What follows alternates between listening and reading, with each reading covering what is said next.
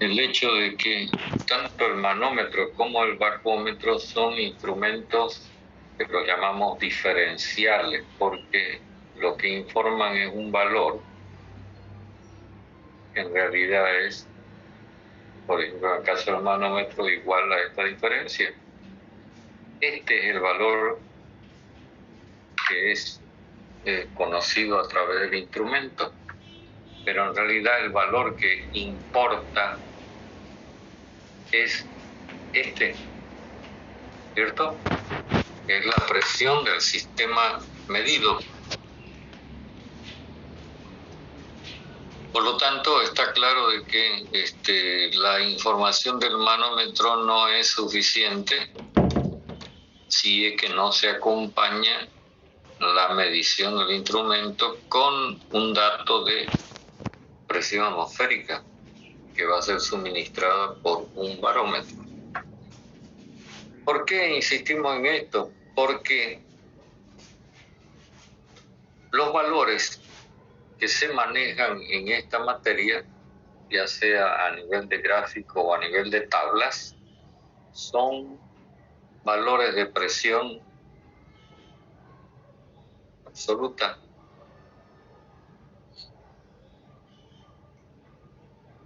Y no como este valor que da el manómetro o el bacómetro, que en realidad es una presión relativa, porque es una presión medida por encima o por debajo de la presión atmosférica. Bueno, no sé si esto está claro o merece algún comentario adicional.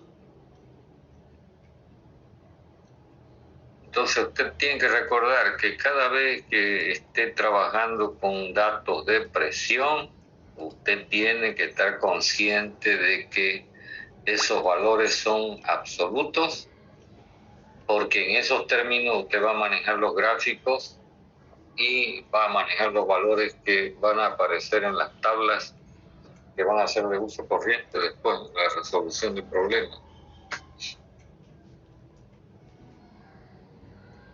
Simplemente para complementar, hay un manómetro, que es bueno que ustedes lo conozcan, que es más o menos así. Está enroscado y tiene una escala y tiene un filo, una agujita que marca sobre una escala. No sé si lo han visto en alguna oportunidad. Por ejemplo, en los compresores de aire,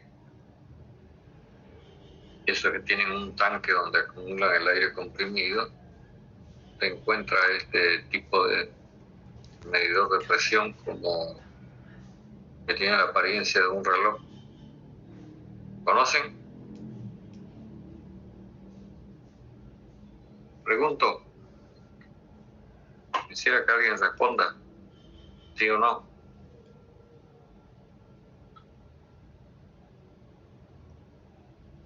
Sí. Por mi parte no. Por mi parte no. Ya, entonces usted va a buscar información sobre este instrumento que se llama manómetro, bacómetro Boulton. Busque información y vea cómo es el interior de este instrumento, cuál es su principio de funcionamiento. Bueno, con esto, si es que no preguntan nada, cerramos el asunto de la presión.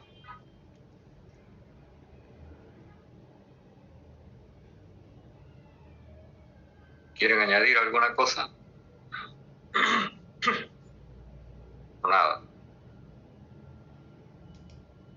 Nada, ingeniero. Ok, entonces hablemos algo en relación con la temperatura. Palabra que es tan usada por Sancho, Pedro y Martín, aunque no tengan idea de qué es lo que significa, ¿no? Porque lo primero que tenemos que hacer,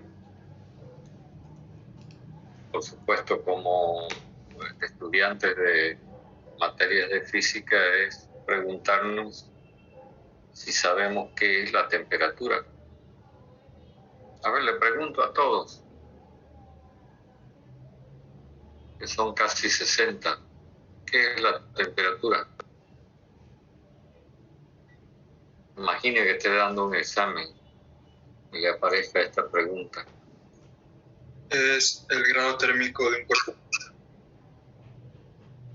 Ya, pero ¿qué entendemos por grado térmico? La cantidad de calor que tiene un cuerpo. Magnitud escalar relacionada con la energía interna de un sistema termodinámico. Ya, eso es más correcto, pero aún no sabemos nada de qué es la energía interna, entonces estamos, digamos, avanzando muy pronto, ¿no?, sobre el asunto.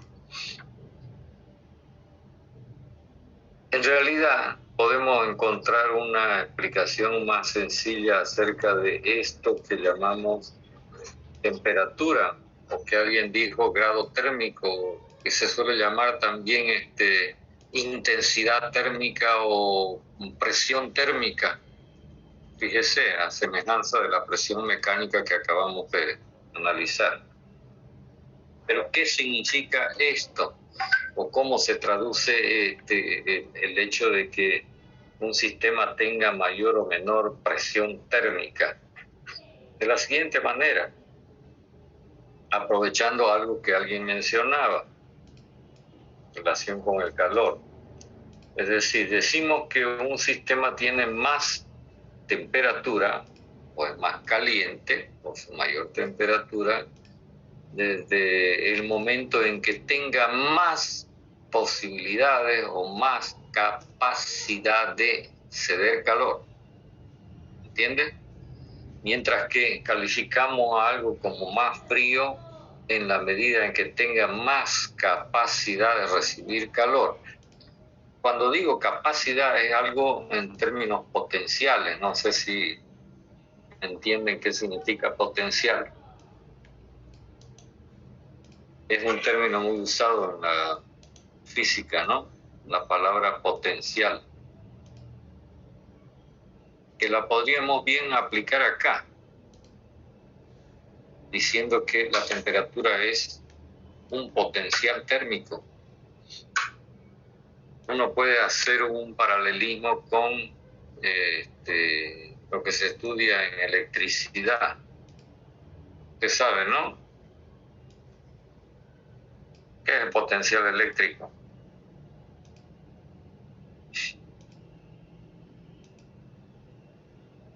¿Qué es lo que normalmente asimilamos con la temperatura, o con la temperatura, digo, con la palabra potencial eléctrico, con esta descripción? ¿A qué nos referimos?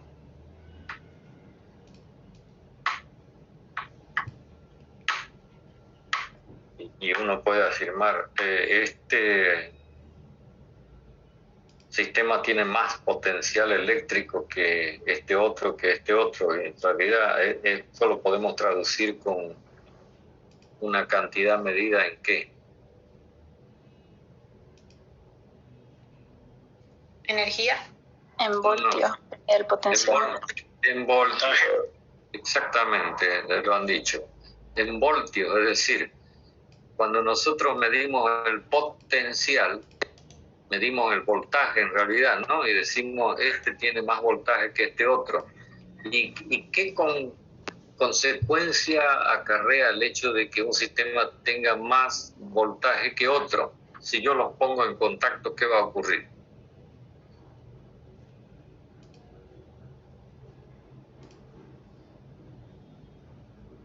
A ver, ¿qué ocurre cuando usted le mete los dedos a un enchufe? Pasa la corriente. Pasa la corriente. ¿Y por qué pasa la corriente? Porque la corriente fluye de un cuerpo a otro. Sí, pero ¿por qué fluye? Por la diferencia de potencial. Por la diferencia de potencial. Entonces, algo así como eso estamos planteando desde el punto de vista térmico a través de la temperatura. Es decir, que la temperatura es como el voltaje. en términos eléctricos, ¿entiendes? Y entonces, ¿qué va a provocar cuando yo someto a un relacionamiento a un sistema que tiene más temperatura con otro que tiene menos temperatura? Va a ocurrir un fenómeno similar al que ocurre con la circulación de la corriente, pues, ¿no? ¿Qué va a circular en este caso? Calor. Calor. Ok. Bueno, entonces volvemos otra vez a repetir la idea. La temperatura es como un potencial térmico que indica la capacidad que tiene un sistema de poder ceder o recibir calor, ¿no? Dentro de, digamos, de una escala en donde podamos ubicar el valor de este potencial. Este valor de temperatura es lógicamente medible. Este potencial térmico es medible y se lo mide provocando justamente esto que acabamos de describir, que como consecuencia de la diferencia de temperatura circule calor y provoque un efecto que sea notable, que lo podamos medir, cuantificar. Esto da lugar al nacimiento de los instrumentos de medición de temperatura, pues, ¿no? ¿Cómo se llama? Termómetro. Termómetro, que lo hay de muchos tipos y sería interesante que usted, justamente por ser estudiante de ingeniería química, no digo en otra carrera, se preocupara de conocer acerca de termometría, los distintos medidores de temperatura, en fin, sus características, sus puntos de referencia. Es decir, para medir temperatura nosotros comúnmente usamos escalas, ¿verdad? En las que están calibrados los instrumentos. Una de las escalas más comunes es la escala centígrada, o que mide este potencial térmico en grados Celsius. ¿Qué características tiene esta escala? Todo esto a modo de repaso, que son asuntos que lo sabe, pero que de repente no los ha pensado con detenimiento. Encontramos un valor muy representativo que es el 0, ¿no? ¿Qué traduce este valor 0 en la escala centígrada? ¿O cómo se llega a establecer este valor 0 en esta escala centígrada?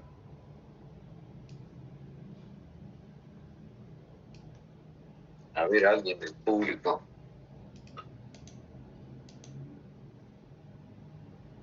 Estamos ¿Podría ser en función al agua, ya que a 0 grados comienza a congelar? Exactamente. Estamos hablando de un estado termodinámico muy notable, pero relacionado a una sustancia particular que se llama agua y que corresponde a lo que se conoce comúnmente como punto de congelación o punto de fusión, dependiendo del lado que se lo mire. También otro punto notable es en esta escala de que corresponde a este valor. Usted me dirá qué es. El punto de ebullición o punto de vaporización. Ambos casos a una presión atmosférica estandarizada, ¿no? Cuando digo presión atmosférica estándar, ¿a qué valor me refiero?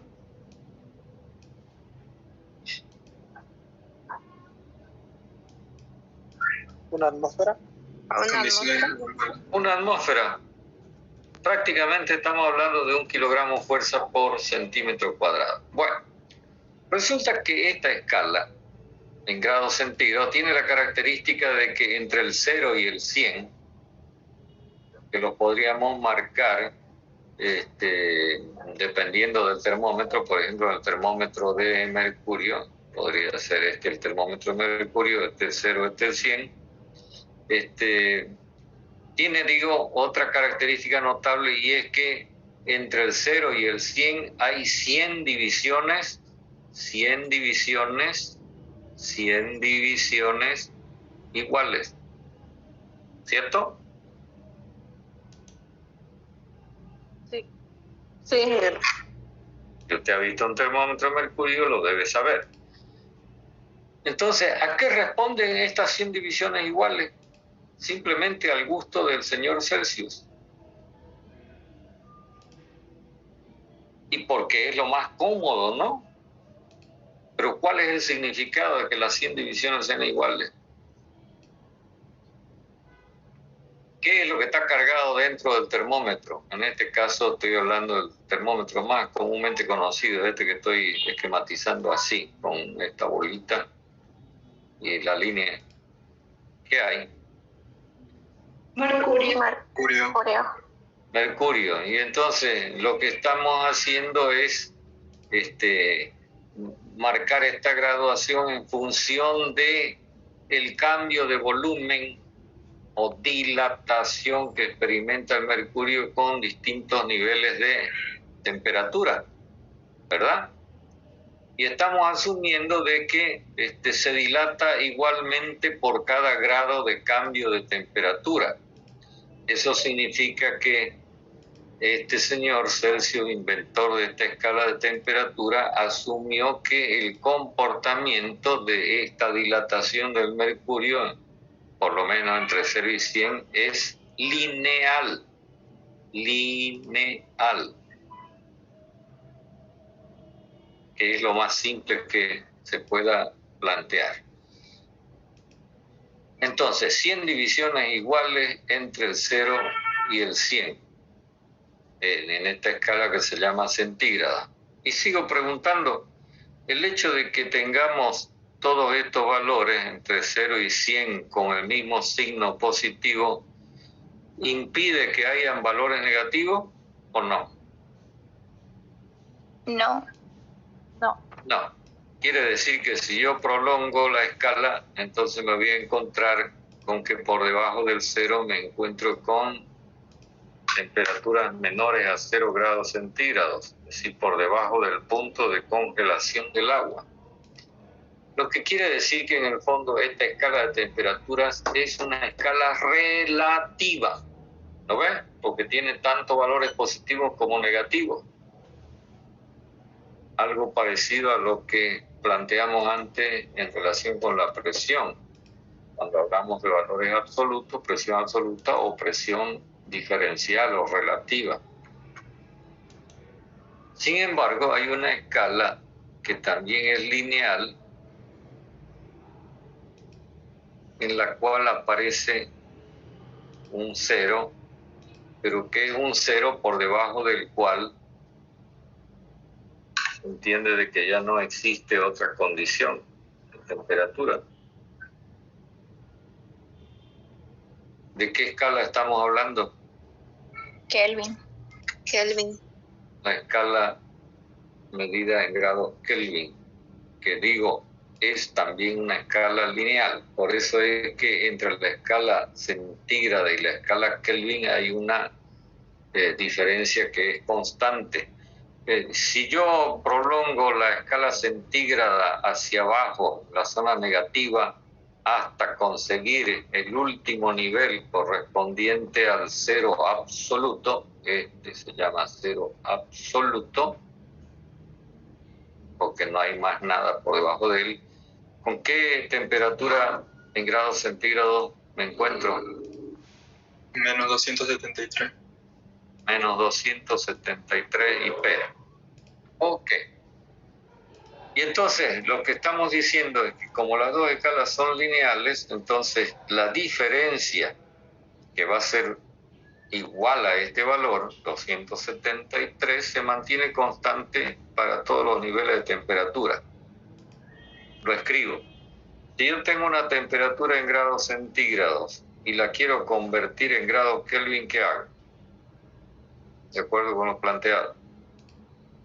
Sumar de 273. Le sumo 273 y obtengo la temperatura en grados Kelvin. Si tuviera otra temperatura en grados centígrados, y todo esto lo estoy haciendo para que después no estén preguntando cosas que no deberían preguntar. Le sumo 273 y obtengo una temperatura correspondiente T', pero en grados Kelvin. Si yo hago la diferencia, voy a tener T menos T' en grados centígrados. Esto con esto se anula y voy a tener T menos T' en grados Kelvin. Quiere decir que una diferencia de temperatura en grados centígrados es exactamente igual que una diferencia de temperatura en grados Kelvin. ¿Está claro esto?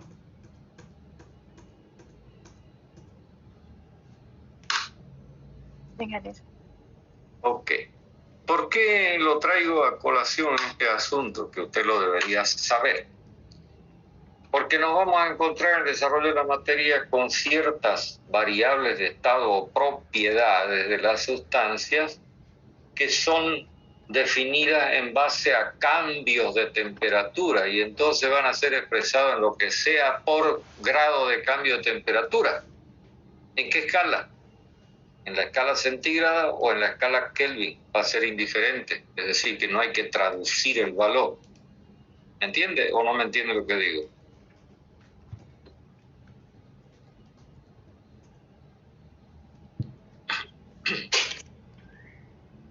¿Está claro o no está claro lo que estoy diciendo? Por ejemplo, una de esas propiedades que va a ser muy utilizada es esta que guarda relación con el calor y relaciona el calor con la temperatura, que se llama calor específico. Yo le sugiero que usted vaya mirando cuál es la definición de esta propiedad o variable de estado que se llama calor específico, que los hay en distintas que las hay en distintas versiones. Y entonces estos valores van a ser expresados por grado de cambio de temperatura y es indiferente que sea en grados centígrados o en grados Kelvin. Al éxito en la ciudad del Alto. La gente diría, pero bueno, están creciendo, sí, pero no viven. El señor que está charlando, por favor cierre su micrófono. ¿O quiere que todo el mundo se entere? Bueno, algún comentario sobre lo que estamos diciendo, simplemente estamos repasando, pero es necesario tener todas las cosas presentes a la hora de que sea necesario hacer uso de estos valores.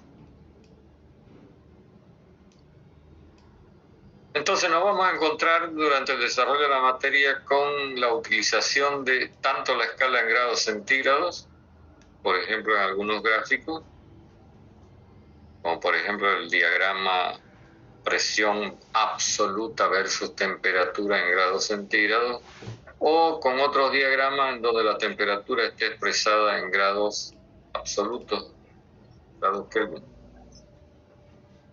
Lo importante es que usted entienda de que se habla de valores absolutos cuando se arranca con estos valores a partir de un cero, por debajo del cual no existe ningún otro valor.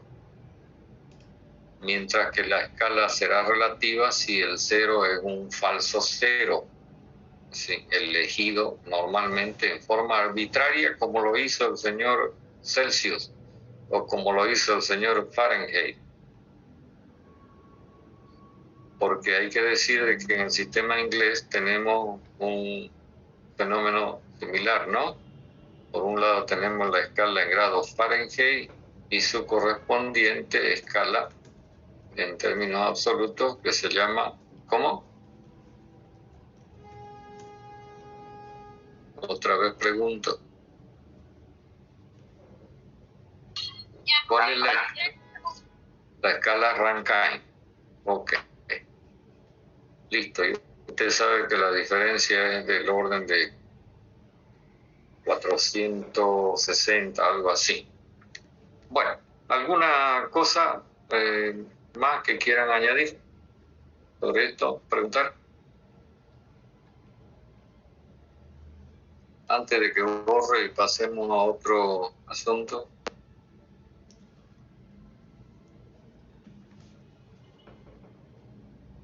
¿Nada? No, ingeniero. Ok.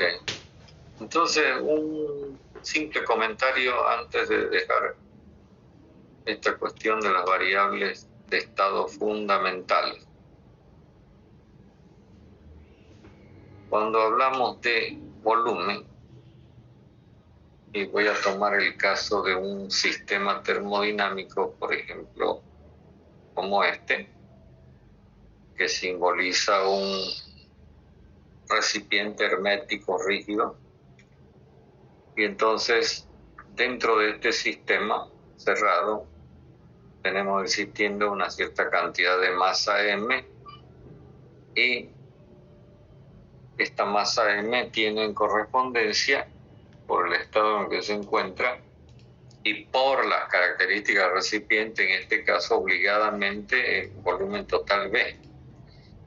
Y decimos que si dividimos esta variable extensiva por la masa, entonces la convertimos en una variable intensiva. ¿Cómo se llama este valor? Volumen específico. Volumen específico. Simplemente lo que quiero yo es destacar el siguiente hecho para que lo tenga presente. Acá dentro la masa M está constituida por moléculas. Supongamos que fuera un gas. Y entonces hay distancia entre las moléculas, por eso es que estas se pueden mover con más libertad que si la sustancia estuviera en estado líquido, ¿cierto? Cuando hablamos de este valor V, estamos hablando del volumen total propio de las moléculas, que individualmente es muy pequeño, más el volumen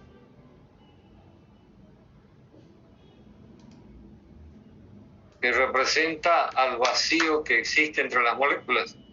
¿Sí o no?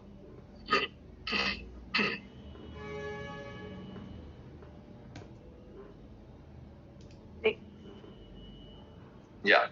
De ahí que cuando se trata de comprimir, por ejemplo, un gas, lo que se hace es, en realidad, disminuir este valor, tendiendo a este valor. ¿Lo ven? En el caso de los líquidos, este volumen que lo estamos identificando como volumen vacío es muy pequeño. Por eso es que los líquidos prácticamente durante la compresión no cambian de volumen. De ahí nace algo que más adelante lo vamos a resaltar, que se llama incompresibilidad de los líquidos. Entonces es importante que tenga en consideración de que los gases, los vapores y los gases son compresibles justamente porque este valor puede ser disminuido. Si no, no habría forma de que la compresión del fluido esté acompañada de una reducción de volumen. Bueno, ¿queda claro esto o no? Antes de que borre todo lo que está en la pizarra. Sí, ingeniero. ¿Puedo borrar? Sí. Sí, ingeniero. Ok. Entonces, hasta ahora hemos hablado del sistema termodinámico, de estado termodinámico, de variables de estado, de proceso termodinámico. Hemos referido de una manera rápida, como un repaso, las características de las distintas variables de estado fundamentales: presión, volumen, temperatura. Y entonces ahora lo que vamos a empezar a examinar es algo que lo podemos titular así: comportamiento termodinámico de una sustancia pura.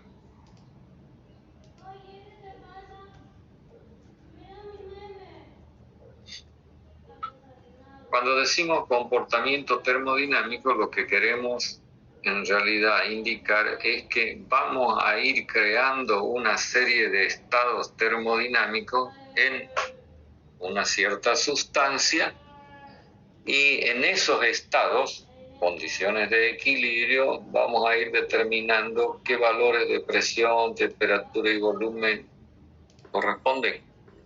De tal manera que vamos a ir recogiendo una enorme cantidad de información sobre los distintos estados termodinámicos en los que puede existir una sustancia. Pero esta sustancia la estamos calificando con este nombre, sustancia pura.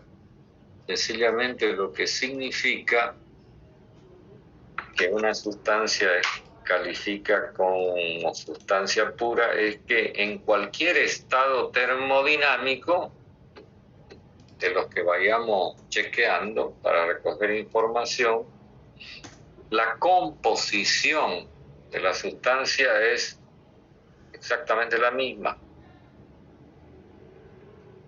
El caso emblemático es el del agua. Es decir, en todos los estados termodinámicos en los que vayamos analizando a esta sustancia va a mantener su composición H2O. ¿Está claro lo que estoy planteando? Ustedes en otras materias, como por ejemplo físico-química, podrán estudiar el comportamiento termodinámico, pero de sustancias que no son puras. Por ejemplo, podría ser una sustancia no pura, una mezcla de alcohol y agua, como la mezcla que se usa para desinfectar.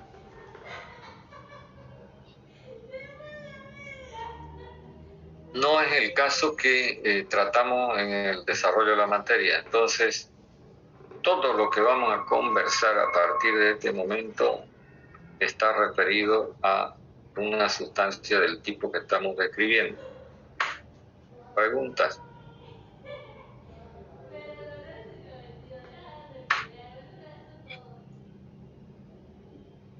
¿No hay preguntas?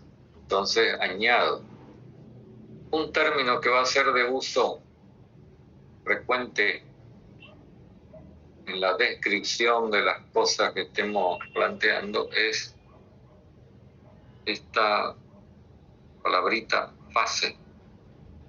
Y para tratar de ilustrar y entender el significado del término fase, entonces voy a poner este ejemplito. Supongamos que usted tiene este recipiente y dentro de este recipiente hay una sustancia pura, digamos agua. Y entonces encontramos con que todo el contenido se encuentra en un estado de agregación molecular que lo calificamos como líquido, ¿no? Supongo que saben lo que se entiende por estado de agregación molecular. En realidad son los estados de la materia, ¿no? En este caso líquido. Entonces yo voy a poder decir, y después vamos a aclarar el significado concreto de fase, de que acá, si todo es líquido, se tiene una fase. Otro ejemplo podría ser de que tengamos el mismo recipiente, pero todo en estado de vapor. Y entonces otra vez voy a afirmar de que dentro de este sistema termodinámico existe la materia mostrando una sola fase. Tercer caso, el mismo recipiente, pero así, con una zona ocupada por la sustancia en estado líquido y otra zona ocupada por la sustancia en estado de vapor.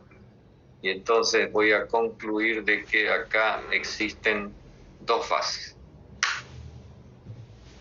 Entonces ahora le pregunto, en base a lo que estoy planteando, ¿cuál sería para usted la definición de fase?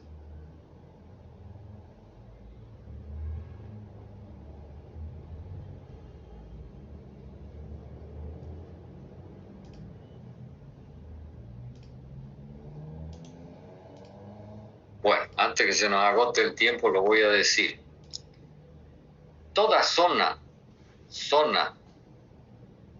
en donde la presión, la temperatura y el volumen específico sean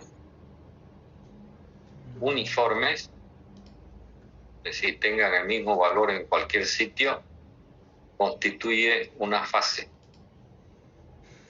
Si yo pienso, por ejemplo, en el primer caso y en el segundo caso no habría mayor problema, pero si pienso en el tercer caso, dígame, ¿cuál es la diferencia entre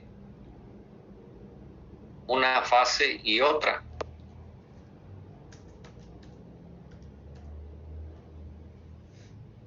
Antes que se acabe el tiempo.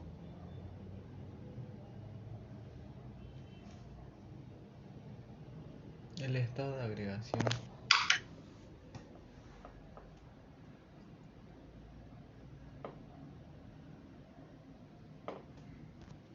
No me contestan. Bueno, lo vamos a dejar acá, lo piensan y el próximo día volvemos a hacer la pregunta. Supongo que ya tendrán una respuesta. Me la pueden hacer conocer. ¿Listo? Los espero el próximo día martes. ¿Bien? Gracias. Pero Luego. Hasta luego, ingeniero.